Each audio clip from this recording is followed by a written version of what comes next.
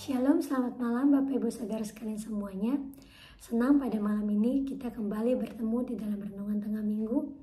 Pada malam yang berbahagia ini, mari sebelum kita memulai renungan tengah minggu, mari kita sama-sama berdoa, meminta pertolongan Tuhan Yesus, meminta pimpinan dari Roh Kudus yang memampukan kita untuk mengerti, memahaminya, untuk mencernanya, sehingga kita bisa mengaplikasikan dalam kehidupan kita sehari-hari bahwa kita hidup semua karena anugerah Tuhan. Mari kita berdoa.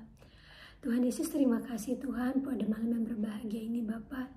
Kalau Tuhan memberikan kami kesempatan untuk kami bersama-sama ikut dalam renungan tengah minggu ini Bapa, supaya kami mengerti, supaya kami memahaminya, isi hatinya Tuhan Bapa, sehingga kami boleh hidup selaras dengan maunya Tuhan Bapa. Tuhan pimpin kami dengan Roh Kudus-Mu Bapa, urapi kami semua dengan Roh Kudus-Mu, supaya kami boleh mengertinya Bapa, memahaminya, sehingga hidup kami boleh berbuah, hidup kami boleh berdampak bagi orang lain, sehingga mereka boleh melihat Tuhan Yesus dalam kehidupan kami Bapa, sehingga mereka mau mengenal Tuhan untuk orang-orang yang belum mengenal Tuhan Bapa, sehingga mereka mau datang kembali kepadamu Bapa. Bapa, kami rindu Tuhan, hidup kami boleh menjadi saluran berkat Tuhan, hidup kami boleh menjadi terang Tuhan yang membawa jiwa-jiwa, membawa setiap orang kepadamu Bapa.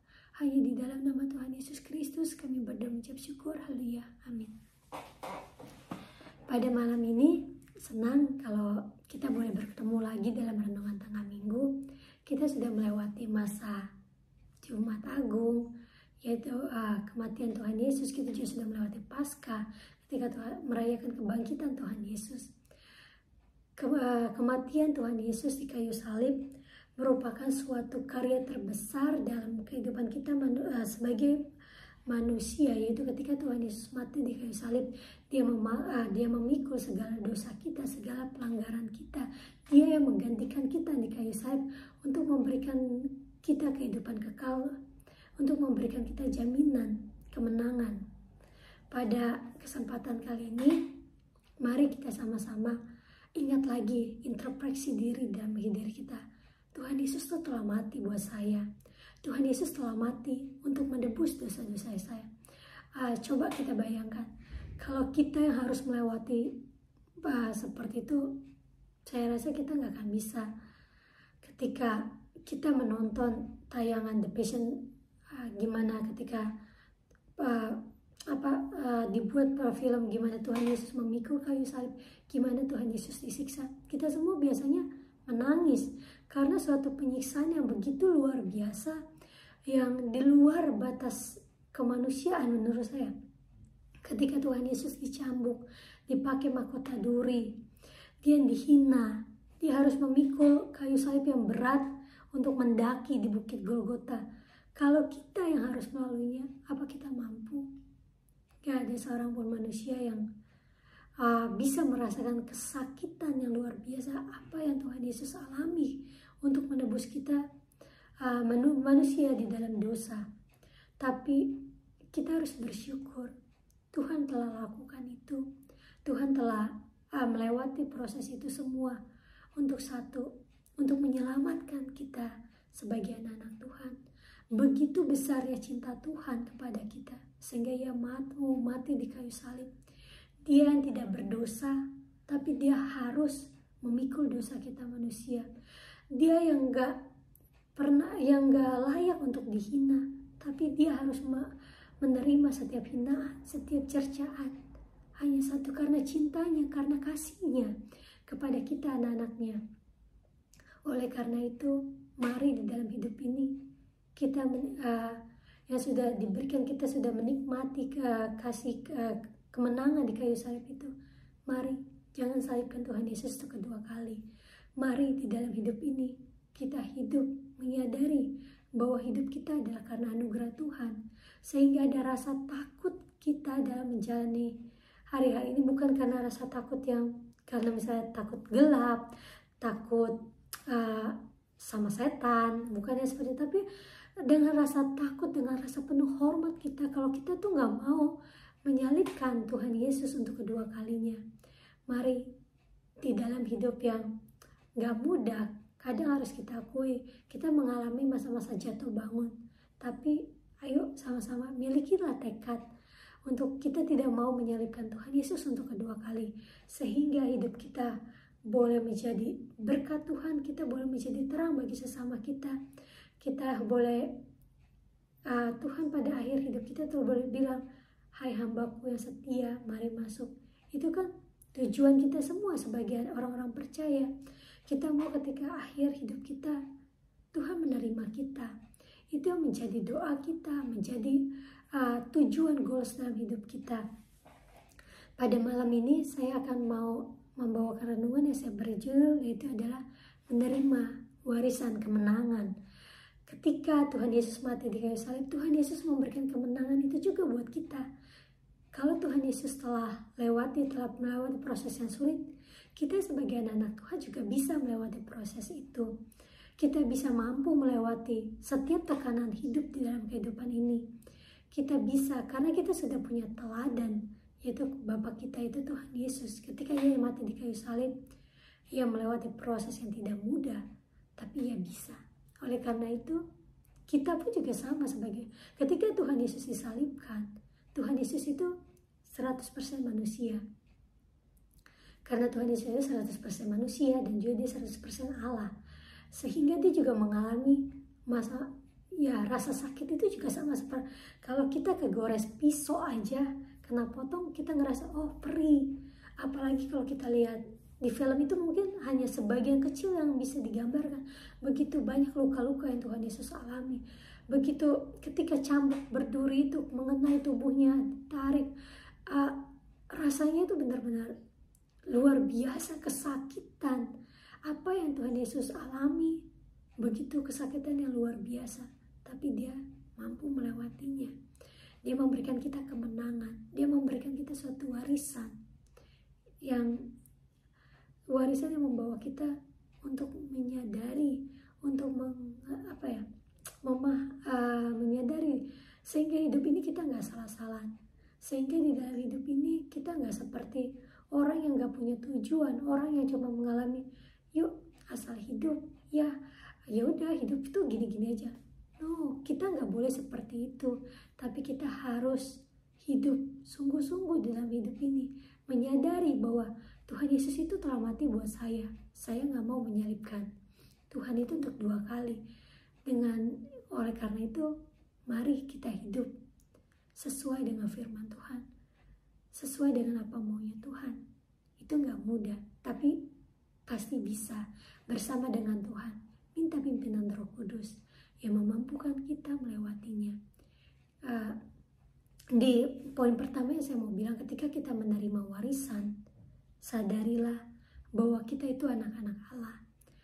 Orang yang menerima warisan itu nggak pernah, mungkin ada sih in case saya tahu yang warisan itu diberikan sama pembantunya atau orang yang dikenal. Memang ada yang seperti itu lakukan. Tapi saya umumnya warisan itu diberikan oleh orang tua kepada anak.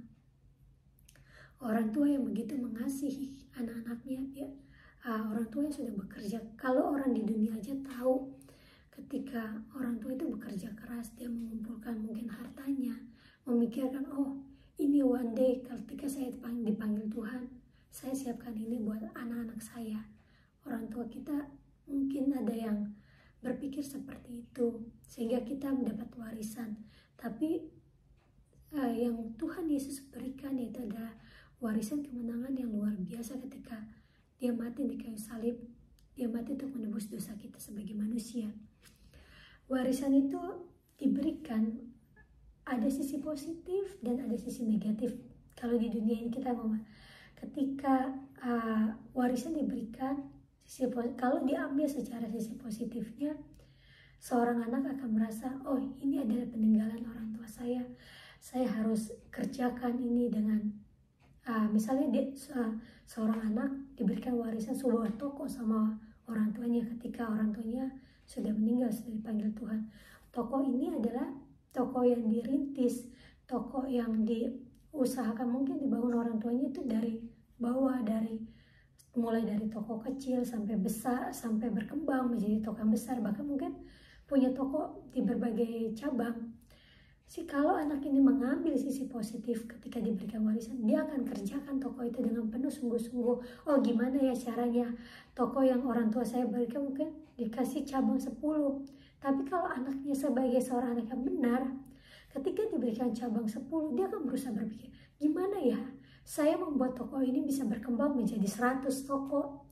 Sehingga anak ini mungkin berpikir, papa saya akan senang ketika tahu tokonya yang dari 10, walaupun papanya atau mamanya gak ada di dunia ini, ketika menjadi 100, seorang anak itu berpikir, saya gak mau orang tua saya memulai ini dari nol, dari toko kecil sehingga berkembangnya. Ada suatu rasa tanggung jawab yang dimiliki sebagai seorang anak. Gimana caranya mengembangkannya? Itu kalau yang benar, dia akan berusaha dari 10 menjadi 100. Tapi ketika seseorang itu dapat warisan, ada juga anak-anak yang menyalahgunakan warisan yang diberikan, yaitu dia hambur-hamburkan. Nggak sedikit yang kita tahu ketika ada yang bilang ketika di generasi kedua atau mungkin di generasi ketiga, usaha itu tidak seperti ketika generasi pertama orang tuanya. Tapi ketika dia usahanya dibikin, dia senang-senang, dia tidak bertanggung jawab terhadap usaha yang diberikan, maka anak ini adalah anak yang tidak bertanggung jawab. Anak yang menerima warisan dia pergunakan secara negatif yang harusnya bisa dia kembangkan. Ada juga sisi yang ketika dia memandang warisan sebagai negatif, anak-anak berebut untuk mendapatkan warisan. Yang bagus kalau dia berebut untuk sama-sama mengembangkan. Tapi ketika dia mempermasalahkan warisan, akhirnya menjadi percekcokan di dalam keluarga. Itu hal yang seharusnya tidak seperti itu. Oleh karena itu, sebagai anak Tuhan anak-anak Tuhan yang mendapat warisan, saya mau bilang, mari ketika Tuhan Yesus mati di kayu salib, Tuhan memberikan kita warisan kemenangan, mari kita ambil. Kita sadar secara positifnya, jangan kita bikin jadi, oh saya udah punya warisan, punya ini, punya itu. Akhirnya kita dalam hidup ini tidak bertanggung jawab. Hidup kita menjadi seperti asal-asalan. Itu sama seperti ketika cerita anak bungsu yang dapat warisan. Dia memang, Tuhan Yesus gambarkan, ketika dia dapat warisan itu orang tuanya belum meninggal.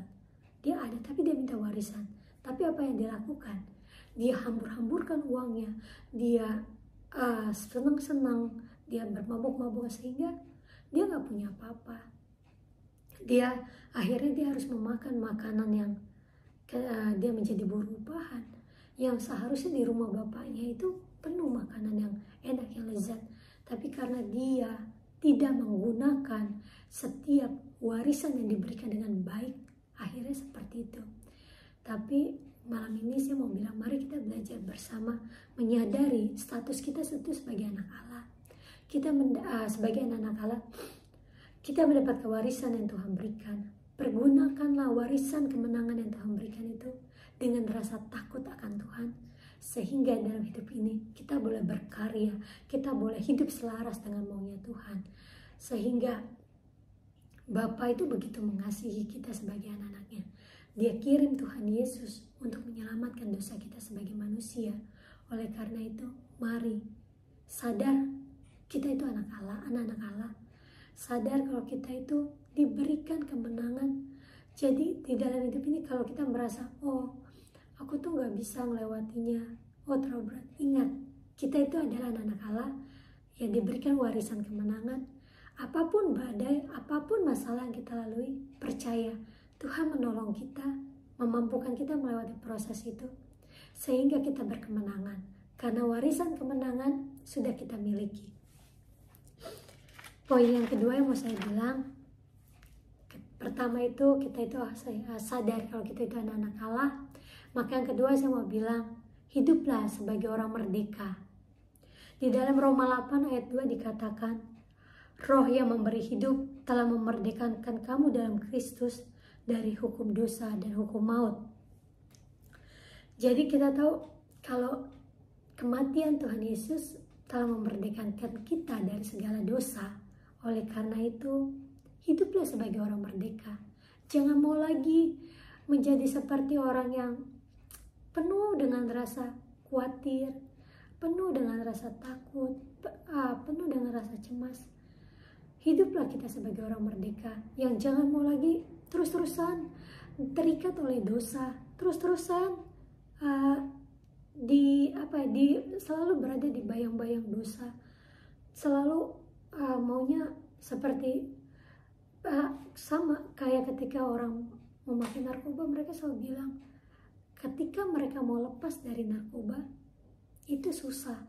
Mereka akan merasakan ada yang badannya itu menjadi tidak enak, yang akhirnya mereka pakai lagi narkoba. Tapi ketika kita punya tekad, kita sadar kalau kita itu anak-anak Allah, kita adalah orang yang dimerdekakan, maka even begitu berat, begitu sakit, percaya jangan mau lagi kembali lagi dalam berbuat dosa. Jangan mau lagi jatuh dalam dosa. Jangan mau lagi terus-terusan terikat. Tapi mari sama-sama kita hidup sebagai orang merdeka. Hidup untuk mencapai tujuan-tujuan Allah dalam hidup kita. Sehingga di dalam hidup ini kita tuh gak menyalibkan Tuhan 2 kali. Oleh karena mari kita sama-sama buka di dalam Galatia 5:13 dikatakan, saudara-saudara, memang kamu telah dipanggil untuk merdeka, tetapi jangan kamu pergunakan kemerdekaan itu sebagai kesempatan untuk kehidupan dalam dosa, melainkan layanilah seorang yang lain oleh kasih. Gitu yang kita bilang. Mari kemerdekaan yang kita terima ketika Tuhan Yesus mati, kita pakai jangan untuk kesempatan berbuat kehidupan dalam dosa lagi, tetapi layanilah seorang akan yang lain. Sebagai anak, ketika kita melayani orang lain, ketika kita pergunakan, Bapak kita juga senang loh di surga. Bapak kita juga merasa Tuhan Yesus, kematian saya di kayu salib itu karena cintanya Tuhan. Sehingga kalau Tuhan melihat anak-anaknya tumbuh menjadi orang-orang yang takut akan Tuhan, menjadi orang-orang yang mempergunakan kemerdekaan itu untuk melayani, itu Tuhan bisa tersenyum atas kehidupan kita. Tuhan senang kalau kita sebagai anak-anaknya Tuhan itu hidup seperti apa yang Tuhan mau. Oleh karena itu sadar kalau kita udah dimerdekakan dalam dosa, jangan kembali lagi dalam berbuat dosa, tapi pakai kesempatan yang Tuhan berikan untuk kita melayani sesama, sehingga hidup kita boleh berdampak. Melayani itu nggak harus kita di gereja sebagai worship leader atau di panggung. Kita semua masing-masing diberikan Tuhan suatu karunia yang berbeda-beda untuk saling menopang, saling menguatkan satu sama lain sebagai suatu keluarga Allah. Layanilah dalam hal-hal yang mudah, seperti menjadi sahabat bagi sahabat kita yang membutuhkan. Ketika kita melihat ada orang yang bersedih, ayo kita buka telinga kita berikan waktu kita untuk cuma sekedar jadi teman curhatnya, sekedar jadi temannya untuk teman yang ngobrol. Itu udah melayani jiwa-jiwa itu, sehingga dia merasakan ada kenyamanan, ada rasa ada orang yang mau menemani saya. Kita juga bisa melayani dengan hal mendoakan. Ketika kita mendengar si ini sakit, si itu sakit, mari kita pakai waktu yang Tuhan berikan untuk kita semua sama memiliki waktu 24 jam untuk kita mendoakan orang yang sakit itu. Kita bisa melayaninya, atau kita juga bisa melayaninya dengan misalnya kita tahu ada yang nggak bisa, kesulitan untuk memasak, misalnya ketika orang itu lagi sakit, kita bisa mengantarkan makanan. Saya bersyukur saya melihat di dalam gereja kita, di dalam Assembly Church, begitu banyak orang-orang yang Tuhan pakai untuk saling menopang di dalam gereja. Begitu banyak orang-orang yang selalu berlomba-lomba untuk memberkati, berlomba-lomba untuk melayani sesama. Itu adalah sudah tugas kita sebagai anak Tuhan. anak-anak Tuhan, ketika Tuhan mati di kayu salib, Tuhan juga mau hidup kita itu saling menolong satu sama lain. Kita boleh saling take care, walaupun hanya sekedar telepon, say hello, menanyakan kabar. Itu suatu hal yang baik, suatu hal yang di dalam assembly ini saya lihat suatu hal yang luar biasa. Saya bisa melihat oma-oma yang begitu, walaupun umur mereka sudah cukup tua, mungkin mereka memiliki keterbatasan, tapi mereka begitu semangat melayani, mereka begitu semangat untuk saling memperhatikan satu sama lain. Itu yang Tuhan mau untuk kita sebagai orang-orang percaya, sebagai anak Tuhan, untuk kita saling mengasihi satu sama yang lain. Yang ketiga, ketika kita hidup melayani, Tuhan mau kita itu, yang pertama kita harus menyadari bahwa kita itu anak-anak Allah. Yang kedua adalah hiduplah sebagai orang merdeka. Maka yang ketiga, kita akan melihat kasih Allah yang tak terbatas dalam kehidupan kita. Tuhan yang begitu, kasih Allah itu memang tak terbatas. Ketika Tuhan mati di kayu salib, itu satu karya yang begitu besar. Oleh karena itu kita juga harus mencintai Tuhan dengan sungguh-sungguh. Jangan hanya kita terlalu fokus untuk hal-hal yang di dalam dunia, tapi mari kita pergunakan kesempatan kita di dunia ini untuk mengasihi Allah lebih lagi. Karena kita nggak mungkin bisa melayani seperti yang tadi, hidup sebagai orang merdeka, kalau kita nggak mengasihi Allah dengan sepenuhnya. Saya suka di dalam Matius 22 ayat 37-38, apalagi ketika saya di Australia ini selalu banyak tulisan di mana-mana loving God, loving people. Di dalam ini dikatakan, jawab Yesus kepadanya, kasihilah Tuhan Allahmu dengan segenap hatimu, dan dengan segenap jiwamu, dan dengan segenap akal budimu. Itulah hukum yang terutama dan yang pertama. Dan yang kedua, yang sama dengan itu, ialah kasihilah sesamamu manusia seperti dirimu sendiri. Jadi yang poin ketiga ini, yaitu adalah kita mengasihi Tuhan dan mengasihi sesama. Loving God, loving people. Mencintai Tuhan tanpa mencintai sesama, itu hal yang tidak mungkin. Mencintai orang, yaitu merupakan hasil dari cinta kita kepada Tuhan. Karena gak mungkin orang itu mengatakan, aku mencintai. Orang bisa melayani, bisa mengasihi orang lain kalau kita gak mencintai Tuhan. Karena kasih Allah itu, kita sudah menerima kasih Allah yang begitu luar biasa, yaitu ketika sebagai balik lagi ke pertama, ketika Tuhan Yesus mati di kayu salib, yaitu merupakan karya terbesar dalam hidup kita. Jadi mari kita bersama-sama untuk mencintai Tuhan dengan sepenuhnya, untuk kita kembali lagi ke hal yang basic. Milikilah waktu-waktu kita sama Tuhan, untuk kita memuji, menyembah Tuhan. Saya suka banget dalam hidup ini ketika berada dalam pujian penyembahan, ketika masuk dalam hadirat Tuhan. Menurut saya, ketika kita merasa beban begitu besar, mari masuk dalam hadirat Tuhan. Mari masuk untuk hanya sekedar memuji Tuhan, menyembah Tuhan. Itu hal-hal yang indah yang Tuhan berikan untuk kita menyadari, untuk kita bersekutu, untuk kita berkomunikasi kepada Tuhan.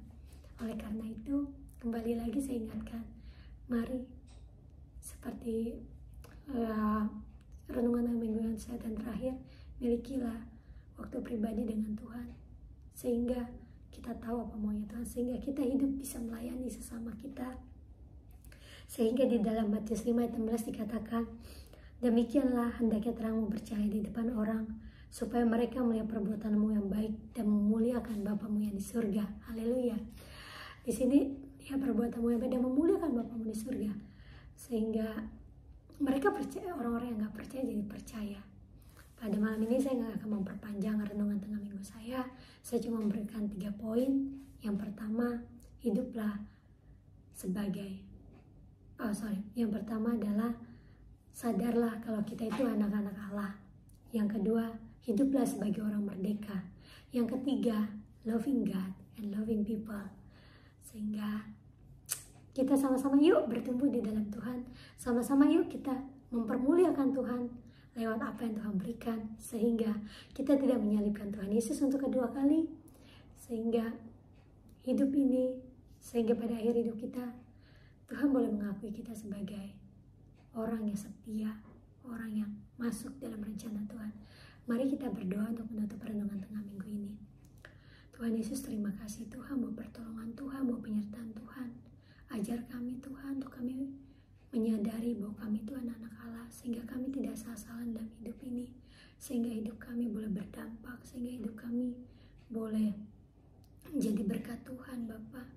Bapa juga kami berdoa Tuhan untuk kami hidup sebagai orang merdeka, supaya kami gak kembali lagi dalam hidup dalam dosa Bapa, tapi biarlah kami hidup sesuai dengan maunya Tuhan Bapa. Dan juga ajar kami selalu mengingat Tuhan, untuk kami selalu mengasihi Engkau dan juga mengasihi sesama kami Tuhan. Karena Engkau begitu baik dalam hidup ini Tuhan. Kami bersyukur Tuhan buat semua yang Tuhan berikan. Terima kasih Tuhan kalau kami boleh ada di dunia ini. Terima kasih Tuhan buat semua yang Tuhan berikan. Terima kasih Tuhan buat kematian-Mu di kayu salib Bapa. Bapa, ajar kami Tuhan untuk hidup selaras dengan maunya Tuhan, sehingga hidup kami boleh mempermuliakan nama Tuhan. Orang lain boleh melihat Tuhan Yesus lewat kehidupan kami Bapa. Sehingga kami rindu Tuhan, banyak jiwa-jiwa yang diselamatkan, banyak jiwa-jiwa yang mengenal Tuhan, banyak jiwa-jiwa yang mengakui Engkau sebagai Tuhan dan Juru Selamat Bapa. Bapa, pimpin kami semua dengan Roh Kudus-Mu. Tuhan Yesus, Engkau yang pimpin kami, biar Roh Kudus-Mu tinggal di dalam hati setiap kami masing-masing Bapa. Bapa, kami serahkan semua ini hanya di dalam satu nama, di dalam nama Tuhan Yesus Kristus. Kami berdoa mengucap syukur Bapa. Haleluya. Amin. Selamat malam Bapak Ibu Saudara sekalian semuanya. Tuhan Yesus memberkati.